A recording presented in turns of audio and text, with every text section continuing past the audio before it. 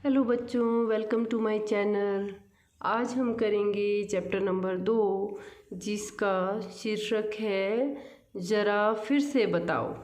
ठीक है, एक बड़ी ही मज़ेदार कहानी है, आप सबको बड़ी ही पसंद आएगी। ठीक है, आइए शुरू करते हैं। ज़रा फिर से बताओ, ये चैप्टर पढ़ना।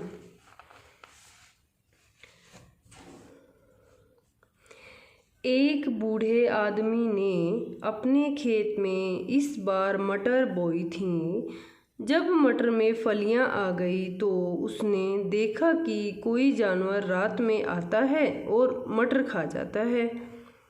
उसने रात में छिपकर चोर को पकड़ने का निश्चय किया।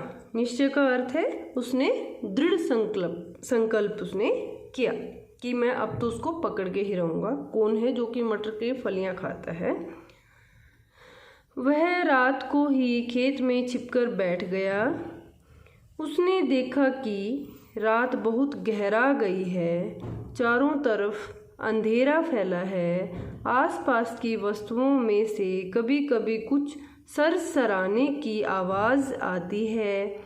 बहुत दूर सड़क पर आते जाते ट्रकों की लाइटें भागती नजर आती हैं। कहीं दूर से सियारों और नील गायों के झुंडों की आफत मचाने वाली आवाज़ें भी कभी कभार आती हैं।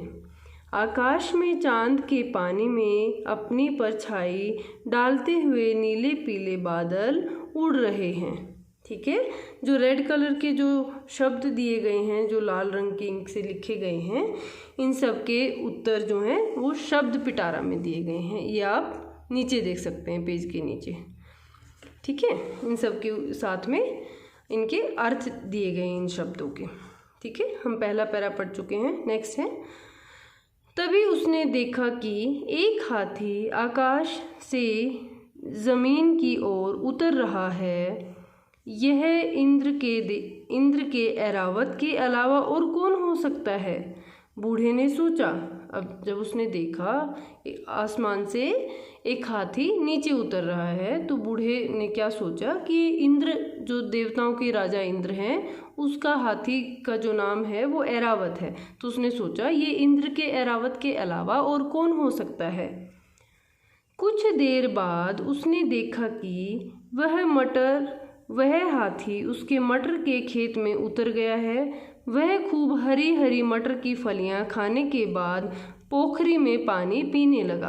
अब पहले उसने मटर की हरी हरी फलियां खाई और फिर क्या किया, उसने पोखरी में पानी पिया।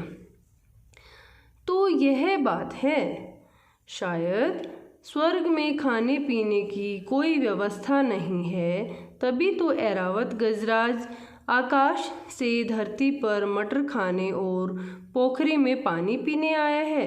बूढ़े ने विचार करते हुए स्वयं से कहा। स्वयं का अर्थ है अपने आप से कहा। गजराज हैं हाथियों के राजा। ठीक है, गजराज का अर्थ होता है, गज का अर्थ होता है हाथी, राज मतलब राजा, हाथियों के राजा। ठीक है, तो बूढ़े ने सोचा अच्छा तो ये बात है कि स्वर्ग में खाने पीने की अच्छी व्यवस्था नहीं है, इसीलिए तो गजराज ऐरावत नीचे आता है धरती पे। अब आगे क्या हुआ? अभी वह यह बात सोच ही रहा था कि तभी उसने देखा कि हाथी उड़कर आकाश में लौटने की तैयारी कर रहा है, कि हाथी वापस जाने की तैयारी कर रहा है उड़ के। बूढ़े ने झट से हाथी की पूंछ पकड़ ली और ऐरावत हाथी के साथ स्वर्ग में पहुंच गया। और बूढ़े ने फिर क्या किया, झट से हाथी की पूंछ पकड़ ली और स्वर्ग में पहुंच गया।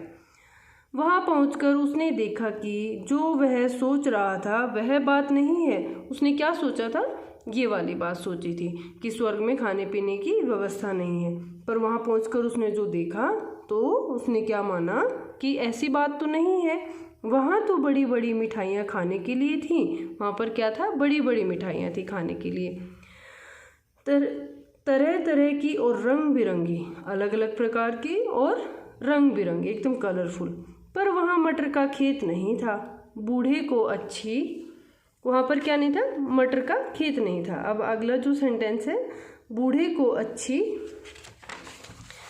नेक्स्ट जो दिया गया है, बूढ़े को अच्छी तरह समझ में आ गया कि मिठाई खानी हो तो स्वर्ग में रहो, लेकिन मटर की फलियां खानी हो तो ज़मीन पर जाना पड़ता है। ठीक है।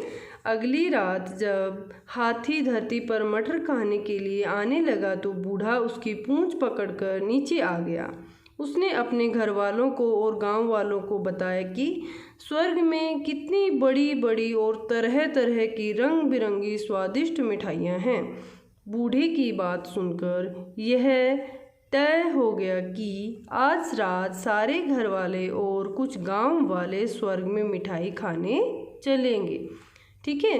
बूढ़ा देख के आया है स्वर्ग में कितनी बड़ी बड़ी मिठाइयाँ हैं, सबको बताया और डिसाइड किया गया कि सारे घर वाले और कुछ गांव वाले मिठाई खाने स्वर्ग में चलेंगे। अब आगे क्या होता है। रात को हाथी खेत में आया। रात को फिर से हाथी आया, क्योंकि हाथी तो रोज़ मटर की फलियां खाने आता है और पोखरी का पानी पीने आता है। अब रात में क्या हुआ, रात को हाथी खेत में आया, उसने मटर की फलियां खाई और पोखरी में पानी पी लिया। जब वह लौटने लगा तो बूढ़े आदमी ने हाथी की पूंछ पकड़ ली। बूढ़े के लड़के की बहू यानी कि पुत्रवधू बूढ़े के लड़के की बहू ने बूढ़े के पांव पकड़ लिए। लड़के ने अपनी बीवी के पांव पकड़ लिए और इस तरह एक के बाद एक सब ने एक दूसरे के पांव पकड़ लिए। और इस तरह से आप जैसे पिक्चर में देख पा रहे हैं ना, जैसे बूढ़े आदमी ने पकड़ा, फिर ये एक नेक्स्ट जो एक व्यक्ति है उसने पकड़ा, फिर एक लेडी ने पकड़ा, फिर बच्चे ने पकड़ा, ऐसे एक दूसरे के पैर पकड़ के क्या क्या कर रहे थे, स्वर्ग में जा रहे थे। ऐसे जो नेक्स्ट सेंटेंस है हम यहाँ से पढ़ेंगे। इस तरह एक के बाद एक सब ने एक दूसरे के पांव पकड़ लिए। सब खुशी खुशी स्वर्ग की ओर मिठाइयाँ खाने जा रहे थे। अब सब खुशी खुशी मिठाइयाँ खाने जा रहे थे। फिर आगे क्या हुआ, सबके मन में लड्डू फूटे हुए थे। लड्डू फूटने का अर्थ है बहुत खुश होना। सबके मन में क्या हो रहा था, लड्डू फूट रहे थे। एक बच्चे से रहा नहीं गया। अब एक बच्चे से रहा नहीं गया तो वह क्या बोला,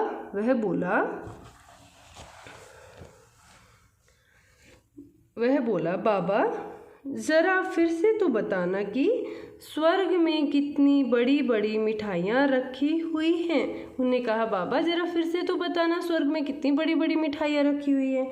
अब बच्चा बड़ा ही उत्सुक है, बड़ा ही खुश है। उसने उत्सुकता में पूछ लिया फिर से कि बाबा ज़रा फिर से तो बताना कि स्वर्ग में कितनी बड़ी बड़ी मिठाइयाँ हैं। आगे क्या हुआ, बूढ़े ने खुशी से दोनों हाथ फैलाकर बताया इतनी बड़ी। जैसे हम हाथ से कई बार किसी चीज़ का आकार बताने की कोशिश करते हैं, तो इसी प्रकार बूढ़े ने क्या किया, अपने दोनों हाथों को फैलाकर बताना शुरू किया कि इतनी बड़ी मिठाइयाँ हैं वहाँ पे, इतनी बड़ी बड़ी। बूढ़े ने बताने के लिए हाथी की पूंछ छोड़ी ही थी कि उसका शरीर झोल खा गया। झोल खा गया क्या अर्थ है, ढीला पड़ गया। ठीक है। और उसकी आवाज़ जाने कैसे हो गई, और पता नहीं उसकी आवाज़ कैसे हो गई। वह गिरने लगा तो सब एक के बाद एक दूसरे पर लथर पथर गिर पड़े, जैसे आंधी में आम गिरते हैं। ठीक है।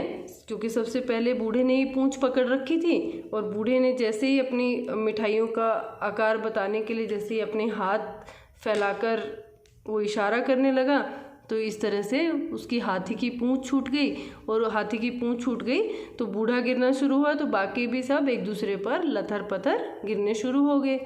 ठीक है। तो इस प्रकार से ये आज जो कहानी हमने पढ़ी है, ज़रा फिर से बताओ, आज ये वाला चैप्टर पूरा हुआ, हमारी रीडिंग इसकी कंप्लीट हुई। आई होप ये कहानी आपको पसंद आई होगी। और अगर आपको मेरी वीडियो पसंद आई है, अगर आपको कुछ सीखने को मिलता है, please like share and subscribe my channel. Thank you so much.